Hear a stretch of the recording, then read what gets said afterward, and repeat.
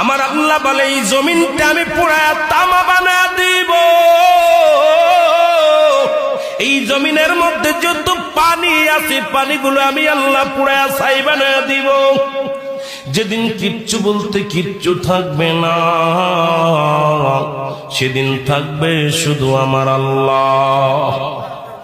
আজকে কার জন্য সুদ খাও, কার জন্য ঘুষ খাও, কার জন্য ব্যভিচার করো, কার জন্য অন্যায় করো রে মন, কার জন্য তোমরা এত বাদই করো। আরে আজকে একটা কথা বলতে গেলে কষ্ট হয়। এই জমিনটা আল্লাহ পুরায়া তামা বানায়া দিবে। এই জমিনের মাটিগুলো পুড়ে হবে তামা, এই জমিনের যত পানি আছে পানিগুলো পুড়ে হবে ছাই। এই দুনিয়ার মধ্যে কিচ্ছু যেদিন থাকবে না, ওই তুরস্কের কত বাহাদুর, কত টাকাওয়ালা মিনিটের মধ্যে